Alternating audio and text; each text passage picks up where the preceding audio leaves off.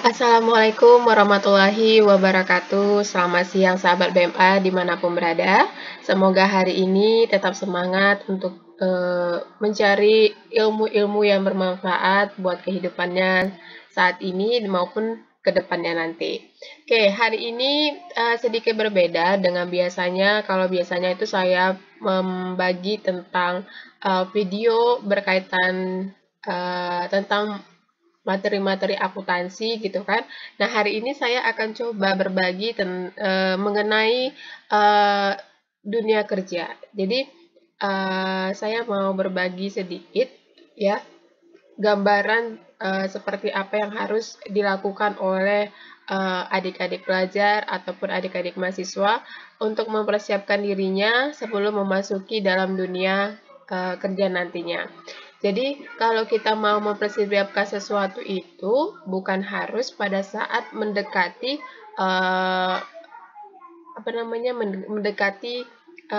target yang ingin yang dituju. Jadi, mempersiapkan itu harus jauh-jauh hari, bahkan sebelum kita mendekatinya. Bahkan kalau bisa itu pada saat masih kita di bangku sekolah gitu ya kan. Jangan pada saat udah mau melamar kerja baru di situ mempersiapkan segalanya. Karena itu akan menjadi suatu beban nantinya karena merasa tidak terbiasa dan akhirnya jadinya ya kaku dan rasanya seperti aneh gitu kan. Oke, baik kita akan lihat ya, apa sih persiapan itu. Nah, di sini saya kasih judulnya 3 persiapan saat masih di bangku pendidikan sebelum memasuki dunia kerja. Jadi ini ada 3, kalau ini menurut pendapat saya, tapi bisa jadi mungkin ada lebih dari ini persiapan yang harus memang dilakukan oleh pada saat di bangku pendidikan. Tapi pada intinya saya merasa bahwa 3 ini adalah suatu hal yang sangat penting yang memang kita harus sudah tanamkan di jauh-jauh hari ya, bukan hanya pada saat di bangku pendidikan sebenarnya, tapi juga jauh-jauh hari pada saat kita masih dalam kehidupan sehari-hari gitu kan. Baik, bagaimana saja yang perlu kita lakukan yaitu seperti ini. Nih, yang pertama itu adalah persiapkan attitude yang baik ya. Ini adalah salah satu poin ya persiapan yang memang harus kita lakukan di jauh-jauh hari. Jangan pada saat waktu mau melamar kerja atau mencari kerja baru kita persiapkan. Karena itu akan menjadi sia-sia saya bilang. Nah, mempersiapkannya itu apa saja tentang attitude? Ya, tentang attitude kan attitude itu ada arti kata adalah sikap ya. Jadi yang dipersiapkan itu adalah sikap yang baiknya, jangan sikap yang tidak baik atau negatif, tapi yang baik dan positif. Nah, seperti apa saja? Yang pertama itu pergunakanlah waktu dengan sebaik mungkin. Dalam arti kata, pada saat kita masih dalam dunia pendidikan itu, kita harus sudah pintar-pintar membagi waktu, kapan kita waktunya belajar, kapan kita waktunya bermain, kapan waktunya kita mau berorganisasi, kapan kita mau melakukan hal-hal lainnya dengan keinginan kita gitu kan. Nah, kemudian apalagi maksudnya di sini? Artinya di sini adalah ketika kita masih dalam dunia pendidikan, coba usahakan untuk memanfaatkan waktu itu dengan sebaik mungkin. Dalam arti kata, datanglah ke sekolah atau ke kampus itu tepat pada waktunya. Jangan suka terlambat gitu kan. Ya mungkin kalau terlambat sesekali karena hal yang memang tidak disengaja atau tidak diinginkan itu ya bisalah dimaafkan. Tapi kalau misalnya kita terlambat dalam arti kata memang kita suka malas bangun tidurnya suka terlambat juga, malas dan lain sebagainya, ya otomatis nanti ini akan menjadi terbiasa sampai kita ke dunia kerja. Kalau di dalam dunia pendidikan aja kita sudah begitu pandai atau sudah begitu baik memanage waktu kita, memanage waktu atau mengatur waktu kita kapan sekolah dan sebagainya dan berusaha untuk tidak datang ke sekolah itu dengan terlambat, maka itu akan menjadi suatu hal poin yang sangat baik bagi kita pada saat nanti terjun ke dalam dunia kerja. Karena dalam dunia kerja juga tidak berbeda dengan dunia pendidikan sebenarnya. Nah, di dunia kerja itu kita juga harus dituntut untuk bisa datang ke kantor atau ke tempat kerja tepat pada waktunya dan pulang ke rumah tepat pada waktunya juga. Nah, kecuali pada saat ada mungkin jam-jam tambahan yaitu biasanya disebut dengan kata lembur ya. Nah, itu kecuali ya. Nah, jadi kemudian apalagi? Ya, kemudian kita bisa membagi waktu kapan kita memang untuk mengurusi tentang pekerjaan, kapan kita mengurusi tentang kehidupan pribadi, dan kapan kita mengurusi waktu untuk bisa bermain sama teman, dan juga kapan kita mengurusi waktu untuk bisa berorganisasi dan bersosialisasi di luar atau di masyarakat. Jadi, ini memang harus kita persiapkan terlebih dahulu pada saat kita masih duduk di bangku pendidikan. Jadi jangan persiapkan waktu kita sudah duduk di bangku di apa namanya di dunia kerja, karena itu akan menjadi agak sedikit terbebani untuk membiasakannya nanti, ya. Oke, kemudian yang kedua adalah bertanggung jawab. Jadi gini, bertanggung jawab ini juga sudah harus dilatih, sudah harus dipersiapkan pada diri kita pada saat di bangku pendidikan. Contohnya ketika seorang pengajar memberikan kita suatu tugas, ya, maka kita harus bertanggung jawab dengan tugas tersebut. Kapan dikumpulkan, maka saat itu juga lah kita kumpulkan. Jangan memberikan alasan yang begitu banyak sehingga membuat para pengajar merasa tidak menerima apapun alasan yang kamu berikan. Karena ketika kita sudah diberikan tanggung jawab sudah diberikan tugas itu, maka menjadi tanggung jawab kita sebagai seorang anak didik. Nah, mau atau tidak harus kita siapkan. Nah, gitu kan. Dan kita punya pekerjaan lain atau hal lainnya, ya harus kita siapkan. Tidak ada alasan, namanya juga kita berada di bangku pendidikan. Berarti kita harus siap dengan segala sesuatu yang diberikan oleh para pengajar. Nah, jadi bagaimana caranya? Ya harus diselesaikan. Ketika kamu merasa besok saya ada kerjaan, saya ada sesuatu yang lain yang harus dilakukan, maka kerjakan langsung pada saat diberikan tugas itu di sekolah. Kenapa harus menunggu waktu besok, dan besok lagi? Ya, jadi nantinya pada akhirnya kita nggak akan selesai-selesai mengerjakannya. Jadi ketika kita sudah mendapatkan tugas yang harus dikerjakan yang diperintahkan oleh para pengajar, maka kita harus bertanggung jawab untuk menyelesaikannya dan mengumpulkannya pada waktu yang sudah ditentukan. Sama halnya pada saat kita berada di dunia kerja. Ketika kita sudah memasuki dunia kerja, jadi apapun yang dikatakan oleh pimpinan, berarti kita harus bertanggung jawab dengan pekerjaan tersebut. Kalau misalnya kita dikasihkan tugas untuk menyusun laporan keuangan dan harus dikerjakan paling lambat sebulan atau seminggu, maka kita harus bisa selesaikannya dalam waktu seminggu. Tidak boleh lebih dari yang sudah ditentukan. Atau lebih baik lagi sebelum seminggu itu sudah kita serahkan kepada pimpinannya. Nah, ini akan menjadi nilai plus bagi diri kita pada saat berada di dunia kerja. Kenapa? Karena pimpinan akan merasa bahwa kita itu adalah seorang karyawan yang memang memiliki tanggung jawab yang begitu besar terhadap pekerjaannya. Oke, nah kemudian apalagi? Menghargai dan menghormati orang lain. Nah, ini dia. Ini kadang-kadang memang agak sulit ya.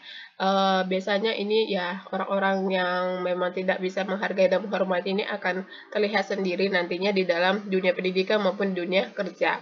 Nah, di sini maksudnya seperti apa? Menghargai dan menghormati orang lain. Dalam arti kata, ketika kita sedang berada dalam tugas, misalnya tugasnya itu secara kelompok, kemudian pada saat kita berkelompok itu sedang berdiskusi, nah mungkin pasti akan ada berbeda pendapat di sana, maka di sana kita harus saling menghargai dan menghormati pendapat yang berbeda itu. Kenapa? Karena selama memang yang disampaikan itu tidak terlalu fatal, maka kita harus hargai dan menghormati. Tapi ketika memang yang disampaikan itu memang sudah di luar dari kata wajar misalnya gitu kan, atau pendapat yang diberikan itu memang tidak masuk akal atau tidak tidak baik gitu kan, maka kita harus sampaikan gitu kan, tapi tidak secara memang memaksakan diri.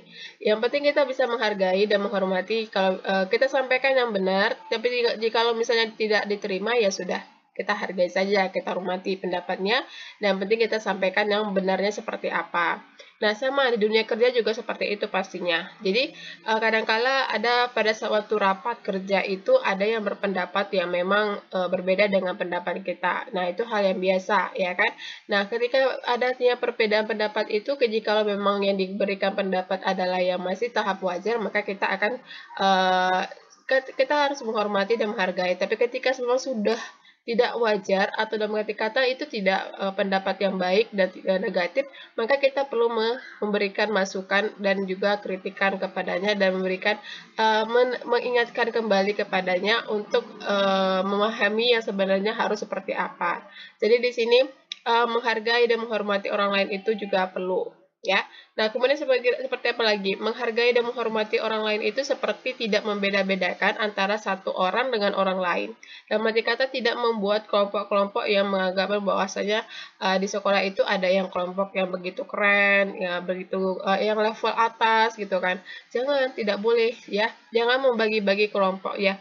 Biasanya sih memang ada sih membagi-bagi kelompok ini, tapi tidak apa-apa. Silakan berkelompok-kelompok, tapi tidak boleh sampai pada akhirnya saling apa ya, saling jatuh menjatuhkan dan lain sebagainya yang berakibat fatal, dan jangan sampai seperti itu. Nah, sama juga di dunia kerja juga seperti itu. Nah, jadi kalau kita misalnya memiliki ya pandangan berbeda, misalnya kalau boleh kita memiliki teman kelompok gitu kan, teman yang mungkin satu pemikiran gitu, silakan, tapi tidak boleh kita jadinya sampai berpikiran yang tidak baik juga dengan kelompok yang lain. Tapi harus saling menghargai dan menghormati aja ya.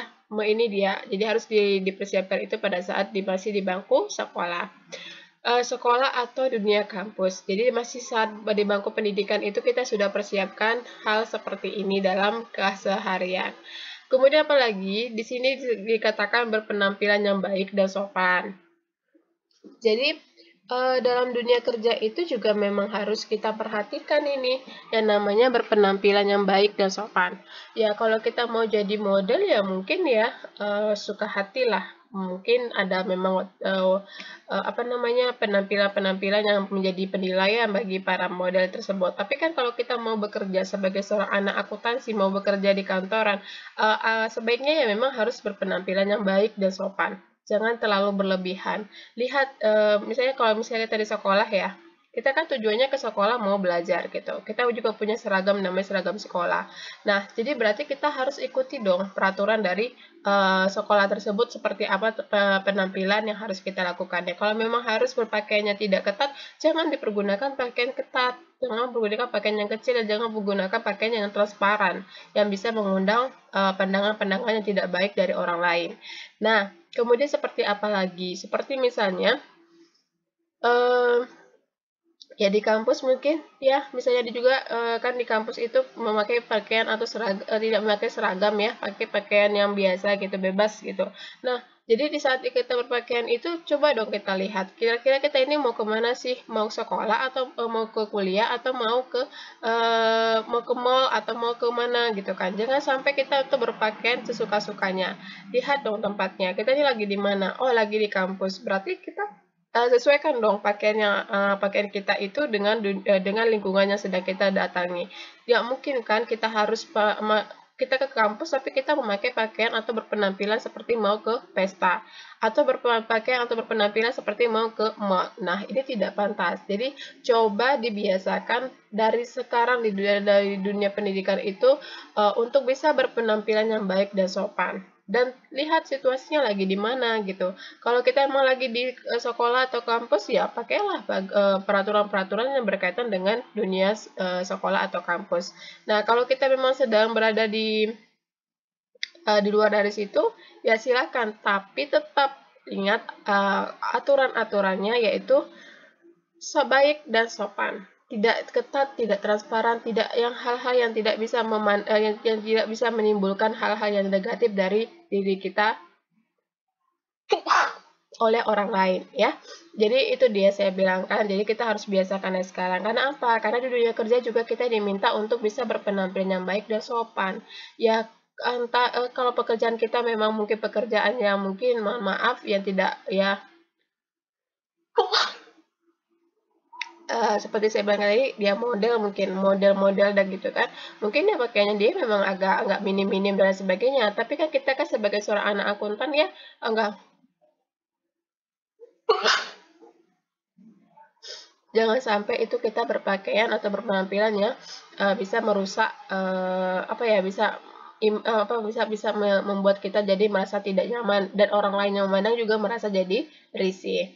Nah, gak perlulah yang berharga mahal gitu ya, berbahan mewah atau bermerek ternama, nggak perlu. Yang penting kita tuh merasa nyaman menggunakannya, dan orang yang memandang juga merasa tidak risih gitu kan. Kemudian kita juga apa namanya, yang penting bersih gitu kan untuk bisa dipakai gitu kan, dan tidak kemudian orang lain juga memandangnya juga enak gitu, dan arti kata terlihat rapi dan tidak amburadulan gitu. Ya seperti itu. Jadi perlu dipersiapkan tuh dari sejak kita masih di dunia pendidikan. Kalau sudah dipersiapkan dari dunia pendidikan, maka nanti pada saat dunia kerja juga, pada saat kita memasuki dunia kerja itu nggak jadi repot lagi. Yang biasanya dulu yang udah terbiasa pakai celana yang laki-laki misalnya pakai celana yang udah apa namanya, celana keper ya, jadi nggak malu, dan di dunia kerja juga pakai celana keper gitu kan. Jadi ya udah biasain aja gitu. Kemudian apa? Berkomunikasi yang baik dan santun. Dan ini juga sangat diperlukan dan bahkan harus dipersiapkan sedari mungkin, jangan pada saat waktu sudah masuk ke dalam dunia kerja.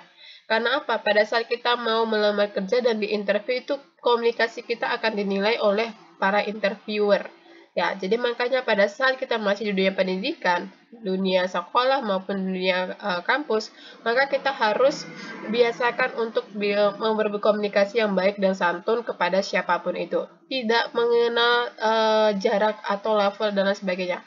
Ya, mau dia itu adik kelas, kakak kelas, teman sekelas, kemudian pengajar gitu kan, kemudian bahkan sama sahabat sekalipun, walaupun kita sudah biasa ya gitu, saking akrabnya kadang-kadang ada yang suka ngomongnya nggak baik gitu kan. Jadi itu coba dihilangkan lah. Nah, jadi ya berkomunikasi yang biasa saja, yang baik dan santun kata-katanya, jangan sampai mengeluarkan kata-kata yang tidak baik gitu, yang tidak berkenan untuk disampaikan ya. Jadi kenapa? Ini tuh membiasakan diri juga biar nanti pada saat kita masuk ke dunia kerja itu nggak merasa jadi susah berbicara yang baik gitu, bicara yang penuh dengan kesopanan gitu ya kan, santun gitu ya. Ya kadang-kadang kan kita suka kalau sudah terbiasa dari dunia pendidikan berkata yang tidak baik itu, suka yang ngomong yang kasar atau ngomongnya yang pokoknya nggak bagus gitu, ya nanti pasti akan sedikit banyaknya akan terbawa ke dalam dunia kerja. Jadi coba usahakan ini perbaiki lah sejak masih di dunia pendidikan. Nah, sehingga nanti pada saat kita di interview, pada saat mau memasuki dunia kerja, kita akan terlihat dengan santai untuk berkomunikasi dengan para interviewernya. Jadi tidak merasa kaku atau canggung untuk menyampaikan bahasa-bahasa yang begitu baik. Oke, itu salah satu contohnya ya. Jadi kalau berkomunikasi yang baik dan santun itu memang harus banget. Karena bagaimanapun pada saat kita dalam dunia kerja itu pasti nanti akan berhadapan dengan orang lain. Nah, ketika kita berhadapan dengan orang lain, maka sampaikanlah kata-kata yang memang baik dan santun. Jadi sehingga tidak menimbulkan adanya rasa-rasa sakit hati dengan orang lain.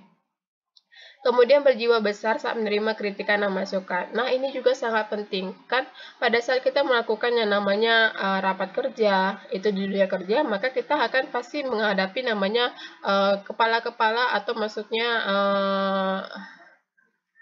karakter orang yang berbeda-beda. Nah, ketika itu maka kita harus bisa memiliki jiwa yang besar untuk bisa menerima kritikan dan masukan dari orang yang ini mungkin ketika kita menyampaikan satu hal, dia mengatakan tidak mungkin ada keberatan dengan pendapat kita, maka kita harus bisa berjiwa besar.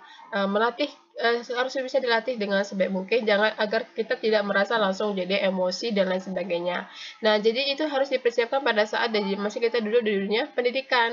Nah, itu diajarkan pada saat kita ya itu tadi di dunia pendidikan ada namanya memberikan pendapat, kritik dan saran pada saat waktu sudah adanya yang namanya tugas kelompok. Nah, di situ kita akan belajar bagaimana untuk bisa menyampaikan kritikan kita dan saran kita kepada orang lain. Nah, di situ juga pada saat kita menjadi seseorang yang dikritik atau diberikan masukan, maka harus bisa menerima dengan berjiwa besar. Ketika kritikan itu baik, maka kita harus yang katakan ya oke, kita terima dengan baik. Tapi ketika kita menganggap memang itu tidak baik, maka sampaikanlah dengan cara yang baik pula bahwa kita memang tidak menerima kritikan itu karena alasan-alasan tertentu. Sampaikan. Nah, itu dia ya.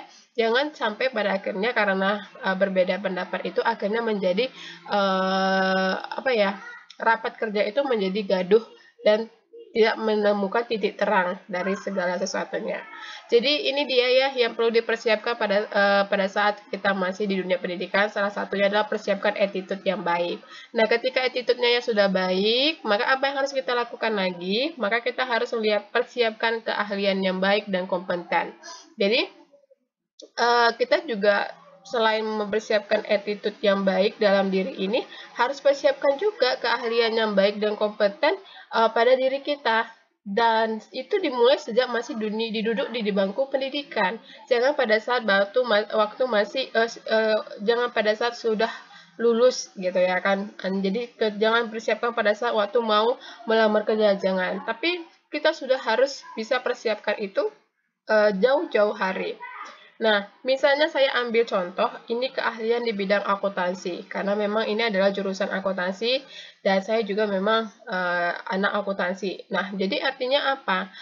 Persiapkan keahlian yang baik dan kompeten. Nah, sebagai seorang anak akuntansi, ya kita harus bisa mempersiapkan diri kita tentang akuntansi apapun itu, ya biar bisa nanti kita bisa menunjukkan atau dalam arti kata menawarkan kepada para dunia kerja itu bahwasanya kita punya keahlian ini dan akan siap untuk membantu perusahaan dalam mengelola usahanya, kan gitu.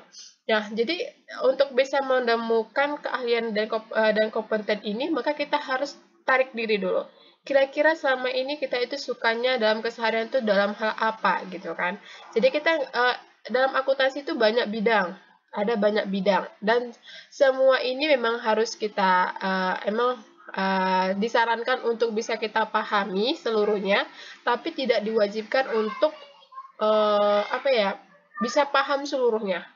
Untuk memahami disarankan untuk dipelajari, tapi tidak diwajibkan untuk sampai seluruhnya ini menjadi kita ahli dalam bidang itu. Ya kalau bisa semuanya kita jadi ahli ya nggak apa-apa, lebih bagus gitu kan. Tapi paling tidak ada beberapa bidang ini bisa kita pahami betul, sehingga nanti ketika kita pada dunia kerja kita menjadi tidak bingung, tidak canggung, dan tidak lagi kaku, bingung dan pada saat dilakukan tes itu kita nggak merasa bingung gitu ya kan. Dan bahkan para perusahaan itu jadinya merasa tertarik. Karena apa? Karena kita kan betul-betul punya keahlian yang kompeten dalam bidang itu. Misalnya kalau kamu itu suka dengan hal-hal yang di balik layar ya, biasanya kan ada orang yang tidak suka tampil di depan, tapi dia sukanya di dalam ruangan aja, di balik layar ya, sukanya duduk ngerjain dan lain sebagainya, itu aja. Tidak suka yang banyak komunikasi, tidak suka yang bertemu dengan banyak orang dan sebagainya. Itu kita bisa memilih akuntansi keuangan. Nah, di sini biasanya itu melakukan yang namanya persiapan menyusun laporan keuangan. Ya, di bagian akuntansi ya, akuntansi keuangan. Berarti kita harus mempersiapkan diri dengan segala hal tentang akuntansi keuangan. Karena ini tadi lah saya bilang, akuntansi keuangan ya itu tadi orang-orang yang suka di balik layar gitu ya kan, tidak perlu berhadapan di banyak orang gitu kan. Nah, berarti harus menguasai secara teori dan aplikasinya tentang akuntansi keuangan. Ini materi kuliahnya gitu. Nah, kemudian kalau kita memang suka dengan suatu tantangan, suka melakukan analisa, dan suka melakukan hal-hal lainnya yang memang berkaitan tentang akuntansi, nah silakan pilih akuntansi pemeriksaan dan akuntansi forensik.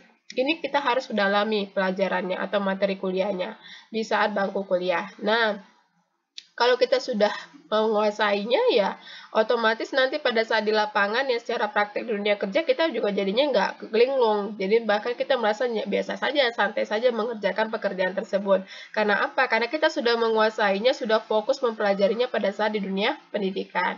Kalau kita suka dengan dunia syariah gitu kan, yang berbau-bau hukum-hukum syariah, hukum-hukum Islam, maka bisa kita nih memfokuskan diri untuk mempelajari tentang materi akuntansi syariah secara teori maupun aplikatifnya. Jadi di sini nantinya kamu kalau mencari kerja tentang perusahaan yang berkaitan syariah, kamu sudah bisa masukkan diri dengan keahlian yang dipunyai karena kamu sudah menguasai yang namanya tentang materi akuntansi syariah. Nah, ketika kamu suka dalam hal menghitung menganalisa perusahaan saat ini kondisi seperti apa, yang akan datang seperti apa, dan memanage ya anggaran-anggarannya misalnya atau biayanya, maka kamu bisa menggunakan bisa fokus dalam belajar tentang akuntansi anggaran dan akuntansi manajemen. Nah, di sini nantinya ketika kamu bisa kompeten dan ahli dalam bidang ini, maka akan ditempatkan pada posisi seperti ini di suatu perusahaan. Jadi kalau memang minatnya di sini, silakan fokus di sini ya. Kemudian apalagi ya, kalau kita memang ahli misalnya suka dengan hal-hal menghitung biaya, bagaimana misalnya menghitung harga pokok penjualan, produksi dan sebagainya, silakan pilih akuntansi, fokus mempelajari tentang akuntansi biaya. Dan kalau kita suka dengan menghitung-hitung juga tapi dengan berkaitan dengan perpajakan, maka silakan fokus dengan pelajaran yang berkaitan dengan akuntansi perpajakan. Pusatkan di sana, secara teori dan aplikatifnya kita coba langsung latih dan juga kita kuasai sepenuhnya, sehingga nanti pada saat kita melamar kerja untuk bidang atau posisi ini, maka kita layak untuk diterima oleh perusahaan. Nah, kalau kita suka bergelut di dunia sosial, misalnya ya, kita punya yayasan atau kita punya kegiatan atau apapun itu, ya maka kita bisa mengambil konsentrasi atau maksudnya mengambil secara fokus tentang akuntansi sosial.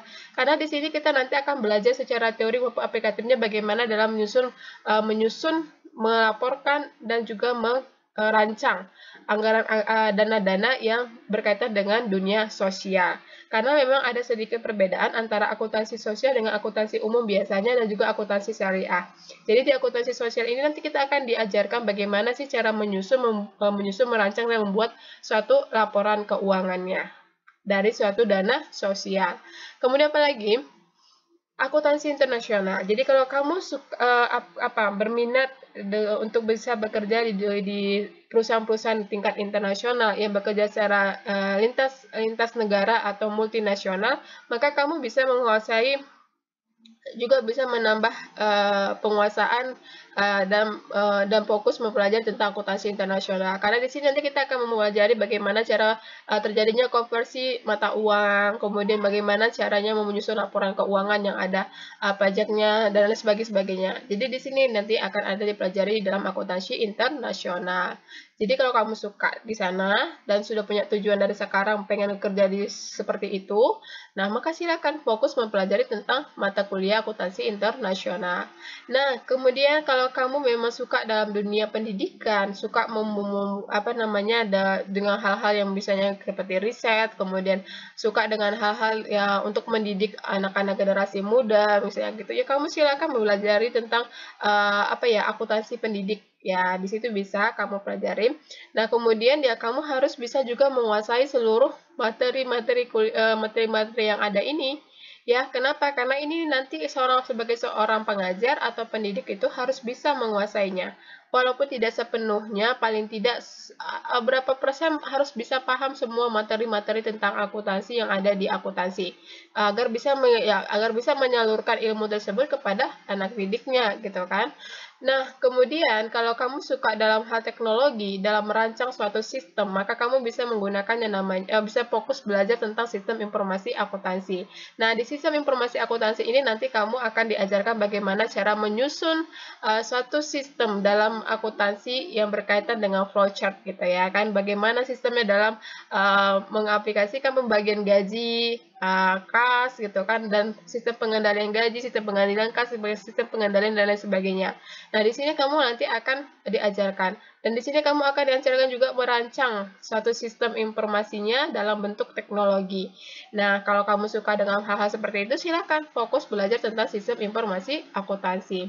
Nah, sekarang terakhir itu adalah kalau kamu suka dalam hal seperti menganalisa keperilakuan oleh seseorang, maka kamu bisa memfokus belajar tentang akuntansi keperilakuan. Tapi di sini bedanya adalah yang kamu analisa itu adalah keperilakuan dari pihak manajemen dan juga pihak para akuntannya. Ya, bukan hampir sama seperti psikolog, hanya saja ini berkaitan dengan si akuntannya dan pihak manajemen. Dalam hal apa? Dalam hal menyusun, merancang, dan juga melaporkan suatu laporan keuangan. Jadi nanti kalau kamu memang suka hal seperti ini, ya kamu silakan fokus untuk belajar tentang akuntansi keperilakuan dalam dunia perusahaan atau dunia usaha. Oke? Nah, jadi ini juga adalah suatu hal yang memang harus dipenuhi oleh seorang nantinya yang ingin bekerja di dunia kerja. Jadi persiapkan ini semua bukan selesai setelah lulus kuliah, tapi pada saat masih di bangku pendidikan. Nah, maka manfaatkanlah sebaik mungkin waktu-waktu yang ada di bangku kuliah itu dengan menguasai beberapa bidang mata kuliah ini, sehingga nantinya kamu bisa layak untuk diterima di dunia kerja. Kita nggak pernah tahu nih nanti mau kerjanya di mana. Pengennya kerja di bagian akuntansi keuangan, tapi malah dapatnya di akuntansi internasional. Maka ya tidak ada salahnya kita mulai dari sekarang juga pelajari juga tentang akuntansi internasional. Nah, bisa jadi juga kan kita pengennya masuk ke sistem informasi akuntansi, tapi malah keterimanya di bagian akuntansi syariah. Maka ya nggak masalah, kamu harus sudah bisa menguasai juga materi tentang ini. Jadi makanya dikatakan silakan dianjurkan untuk bisa mempelajari seluruhnya, ya, tapi diwajibkan untuk bisa menguasai beberapa atau satu atau beberapa bidang yang emang kamu betul-betul ahli di bidang tersebut, kompeten dalam bidang tersebut, sehingga nanti kamu memang layak untuk bisa ditempatkan di bagian atau posisi itu, gitu. Jadi ini dia ya, sudah 2. Tadi persiapkan attitude, kemudian siapkan keahlian. Nah, seketika attitude dan keahlian sudah kita siapkan, jangan lupa kita juga harus persiapkan mental dengan ilmu agama sebelum kita memasuki dunia kerja sesungguhnya.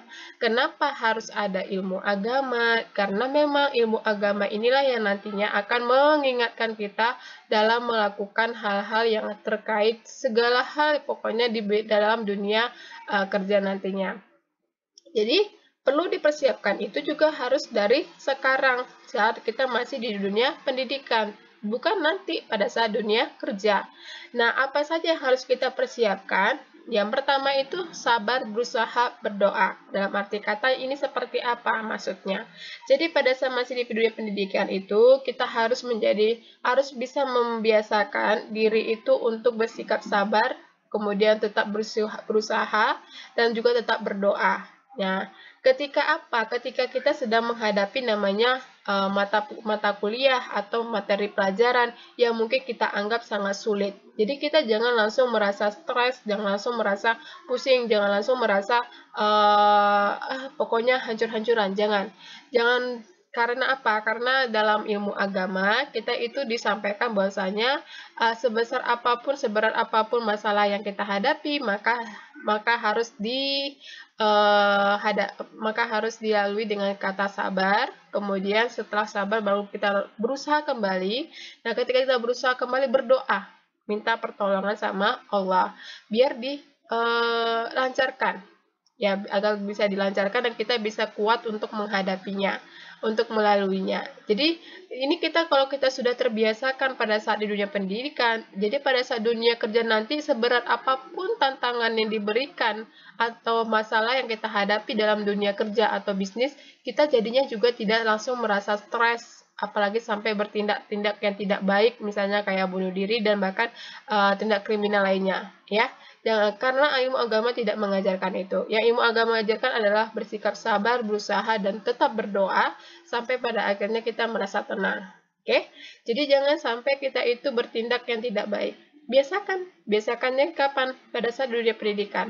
Nah, saat kita bisa menghadapi masalah di dunia pendidikan yang masalah tentang belajar, ya kita pasti akan bisa menghadapi nanti masalah tentang di dunia kerja. Ketika kita diberikan tugas oleh pimpinan, dan tugas itu mungkin sangat berat ya bagi kita, tapi kalau kita tetap bersabar untuk bisa menyelesaikannya, terus berusaha untuk menyelesaikannya, dan terus berdoa minta pertolongan sama Allah, insya Allah nanti akan terasa lebih nyaman ya, dan akan diberikan kemudahan-kemudahan untuk bisa menyelesaikannya. Jangan sampai kita itu bertindak yang tidak itu yang akan menjadi semakin membuat masalah itu menjadi berat ya. Kemudian apa lagi? Tidak bersikap curang. Ya, ini juga kita harus siapkan diri kita untuk tidak bersikap curang pada saat masih di dunia pendidikan. Kadang-kala kan di dunia pendidikan itu kita pernah mengikuti namanya ujian kah, tugas kah dari dosen atau juga dari guru gitu. Nah, usahakan kita itu menjawab tugas-tugas itu atau menjawab ujian itu dengan tidak bersikap curang, dalam arti kata tidak menyontek dengan catatan kecil ataupun menyontek dengan teman sebelah atau teman dari manapun. Usahakan itu memang dari hasil jerih payah kita sendiri, hasil kemampuan kita sendiri dalam menjawab soal-soalnya. Nah, dengan begitu, maka kita nanti akan menjadi terbiasa pada saat di dunia kerja untuk tidak bersikap curang dalam menyelesaikan suatu pekerjaan. Ya, tidak ya dalam arti kata, ya kalau kita bisa bersikap curang ini akan berbahaya. Kenapa? Kalau ketahuan berarti nanti akan ada cap yang tidak baik dari orang lain kepada kita. Ya, kalau di dunia pendidikan berarti nilai kita akan dianggap tidak sah, ya kan? Kemudian teman-teman kita bakal akan menganggap kita bahwasanya orang yang tidak baik, ya kan? Sama halnya dalam dunia kerja. Kalau kita sudah bersikap curang, pasti orang akan kehilangan kepercayaan sama kita dan akan sulit untuk menerima kita bisa bergabung dengan mereka.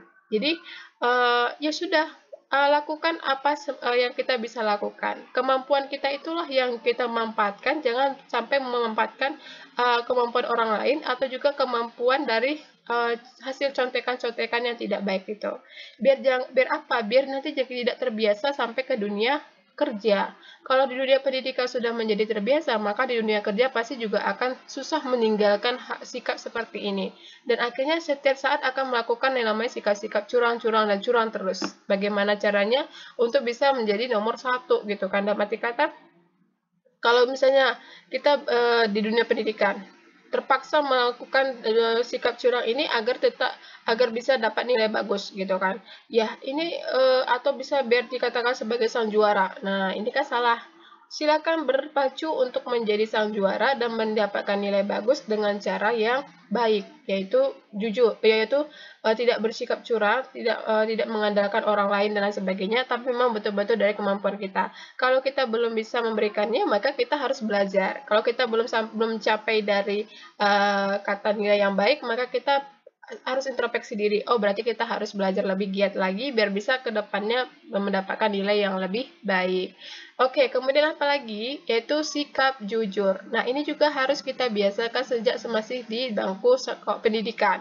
Ya, bersikap jujur itu seperti apa? Ya, jujur dalam hal berbagai hal. Ya, kan misalnya seperti ini kalau di dunia sekolah atau dunia kuliah. Ya, jujur untuk tidak melakukan hal yang tidak baik. Maksudnya dalam kata ya kalau memang kita membutuhkan satu dana ya untuk membeli sesuatu atau untuk mengikuti kegiatan sesuatu, ya maka kita harus berkata jujur kepada orang tua. Sampaikan kepada orang tua bahwasanya kita membutuhkan uang untuk membeli ini atau membutuhkan uang untuk mengikuti ini. Jangan kita lakukan yang namanya memanipulasi dana, jumlah dana yang memang tidak memanipulasi jumlah dana yang kita minta dari biaya-biaya sekolah atau kuliah kita. Kita bilang harga buku itu misalnya katakan 10.000, tapi kita bilang sama orang tua jadinya 30.000. Yang 20.000 lagi mau kita gunakan untuk hal-hal yang tidak bermanfaat. Nah, ini kan jadinya ada sikap tidak jujur yang kita timbulkan di sini. Maka ini kalau kita biasakan terus, maka akan sampai nanti pada dunia kerja kita akan jadinya orang yang suka tidak bersikap jujur. Kalau kita suka memanipulasi dana di sini, pada saat masih dunia pendidikan, maka nantinya pada saat dunia kerja juga kita akan terbiasa untuk memanipulasi jumlah nominal atau dana. Jadi coba usahakan itu kita memang benar-benar bersikap jujur. Katakan, sampaikan kalau memang kita membutuhkan suatu dana kepada orang tua dengan baik. Kalau memang tujuan kita membutuhkan dana itu memang untuk tujuan baik, pasti orang tua akan ngasih. Kalaupun orang tua tidak memiliki uang, ya pasti dia akan mencari cara untuk mendapatkannya. Kalau memang itu memang adalah suatu hal yang baik kita pergunakan. Tapi kalau memang kita pergunakan untuk tidak baik, ya walaupun orang tua memiliki dananya, pasti dia tidak akan memberikan. Kenapa? Karena ya emang tujuannya tidak bermanfaat, kayak begitu. Jadi tolong kalau misalnya nanti sejak dari bangku sekolah ini atau bangku pendidikan ini sudah menyiapkan diri itu untuk bersikap jujur. Ya, bersikap jujur itu sangat penting sekali karena ketika kita sudah tidak jujur, maka orang akan menganggap kita selamanya akan tidak jujur. Sulit orang lain akan mempercayai kita kembali. Jadi tolong ini dibiasakan sejak di dunia pendidikan, sehingga nanti di dunia kerja juga kita menjadi terbiasa menjadi orang yang sikapnya jujur, dan orang pun akan sulit menjauhi kita. Kenapa? Karena bahkan orang akan senang gitu ya, senang berteman dengan kita walaupun kita hanya orang biasa dan lain sebagainya. Orang akan senang. Kenapa? Karena kita sudah memiliki yang namanya sikap jujur, dan orang akan senang dengan orang-orang yang bersikap jujur gitu ya. Oke, apalagi? Tidak bersikap sombong. Ya, ini satu lagi, tidak bersikap sombong. Jadi ketika dunia pendidikan itu, kita sudah harus biasakan diri kita untuk tidak bersikap sombong kepada orang lain. Jadi, misalnya kita ini orang yang terpintar di sekolah, katakan kita mampu dalam satu mata kuliah di sekolah atau di kampus, maka kita tidak boleh sombong, berbangga diri, bertinggi hati, dan terus merendahkan orang lain yang tidak mampu itu dengan serendah-rendahnya. Jangan. Ya udah, kalau kita memang menguasai materi kuliah itu atau mata pelajaran itu, maka kita ya cukup berasa bersyukur. Alhamdulillah saya bisa paham. Nah, ketika ada orang lain yang meminta bantuan kepada kita untuk diajarkan, silahkan ajarkan dengan cara yang baik gitu. Bukan ajarkan jawabannya langsung, tapi ajarkan bagaimana proses untuk mendapatkan angka-angka atau jawaban tersebut, sehingga nantinya sang teman itu bisa jadi mandiri untuk bisa mencari jawabannya sendiri pada saat-saat waktu tertentu seperti waktu ujian atau pada saat waktu ada tugas sekolah atau kuliah. Jadi jangan diberikan jawabannya plok, tapi harus ajarkan dia secara perlahan-lahan tentang bagaimana proses untuk mendapatkan jawaban tersebut. Ya, jadi kita tidak boleh sombong. Jangan nanti mentang-mentang kita pintar, kita carinya temannya pintar aja. Nah, nggak boleh juga. Jadi harus bisa berbaur dengan teman-teman yang sebenarnya kalau saya bilang sih tidak ada orang yang pintar, tidak ada orang bodoh, semuanya itu pintar ya. Jadi cuma hanya saja memang ada orang yang memang tidak memanfaatkan waktu untuk menggali kompetensinya, tidak menggali ilmu-ilmunya, jadinya ya orang-orang, sebagian orang yang menganggap pintar akan menganggap dia seperti orang bodoh gitu, padahal tidak ada orang yang bodoh. Semua Allah ciptakan dan orang manusia itu adalah pintar ya. Hanya saja yang seseorang itu belum menemukan di mana sih titik kepintarannya atau keahliannya, itu saja. Nah, jadi ketika kita sebagai seorang yang memiliki keahlian dalam bidang itu, tolong jangan ketika ada orang yang minta bantuan untuk diajarkan, untuk mengajarkan, maka kita harus bisa berendah hati untuk mengajarkannya. Tidak boleh bersikap sombong dan merendahkan orang lain yang tidak atau belum paham soal itu.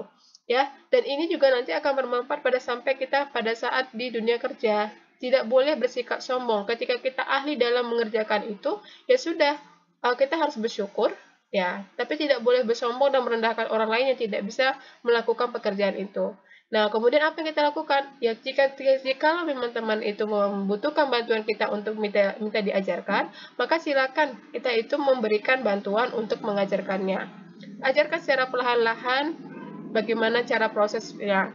Nah, ketika itu nanti dia akan bisa menjadi mandiri untuk bisa membuat sendiri atau menyelesaikan sendiri pekerjaan tersebut.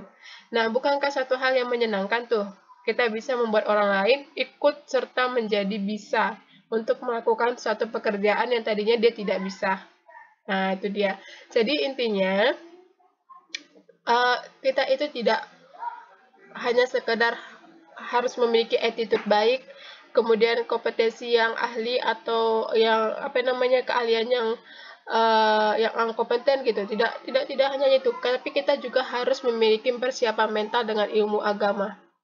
Ya, jadi dengan ini. Jadi ilmu agama itu mengajarkan kita untuk sabar, berusaha berdoa. Ilmu agama itu mengajarkan kita tidak bersikap curang, tidak bersikap kemudian mengajarkan kita untuk bersikap jujur, dan ilmu agama juga mengajarkan kita tidak bersikap sombong. Nah, kalau misalnya ini semua sudah kita persiapkan sejak masih di bangku pendidikan, maka nanti kita akan bisa menerapkan dua hal yang tadi. Dengan sendirinya kita akan bisa menerapkan dua poin tadi, yaitu attitude yang baik dan ilmu pengetahuan keahlian yang baik dan kompeten. Nah, jadi tidak bisa kita tuh hanya punya attitude baik kalau tidak dibarengi dengan ilmu agamanya.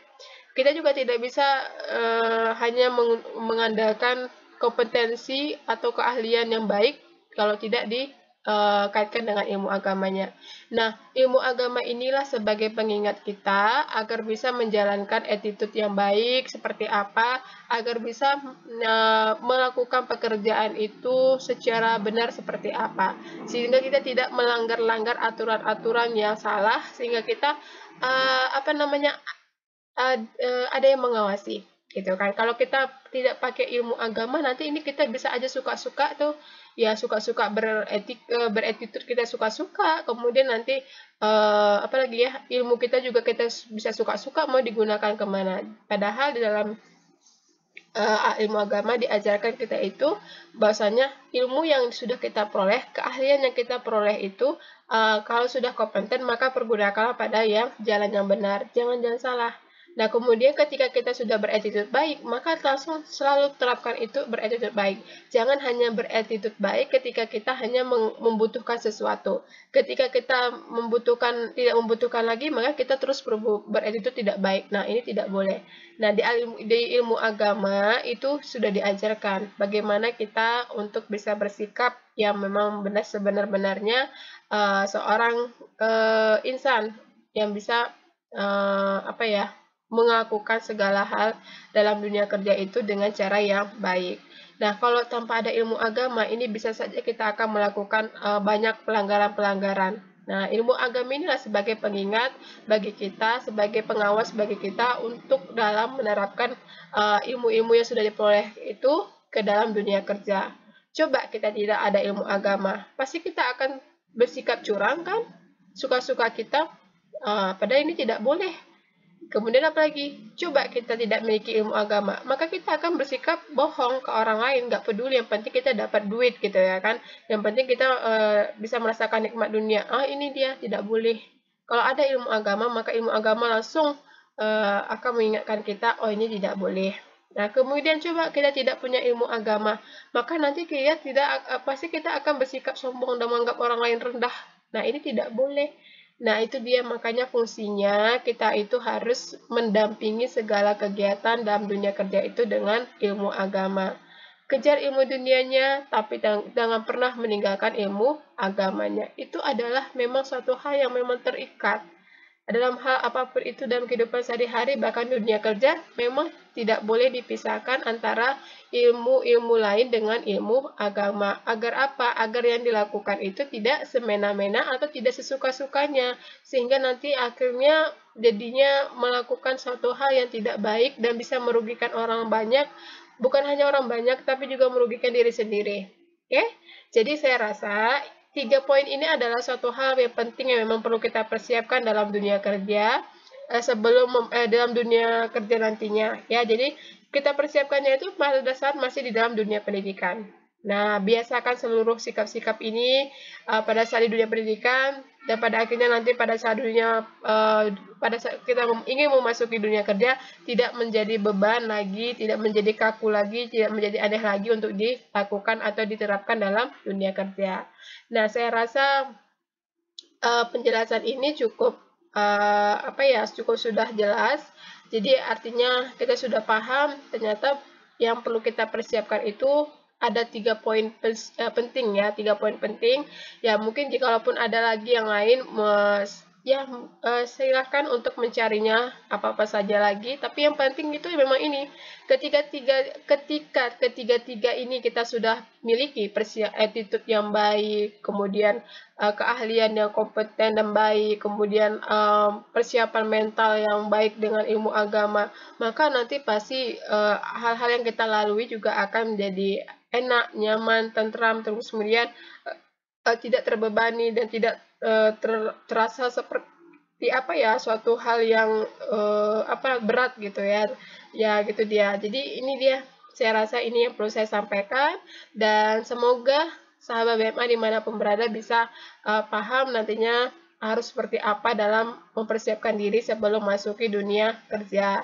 Nah, ini mudah-mudahan setelah ini nanti bisa memang memperbaiki diri yang tadinya mungkin tidak begitu peduli tentang hal-hal ini, ya semoga saat ini sudah mulai peduli dan sudah mempersiapkannya sejak dini ya. Oke, sahabat BMA dimanapun berada, Saya rasa cukup sekian penjelasan saya tentang dunia kerja. Nanti kita akan ketemu lagi di penjelasan lainnya dalam dunia kerja. Oke? Jangan lupa tetap semangat untuk belajar tentang akuntansinya di rumah dan maupun dimanapun itu. Ya.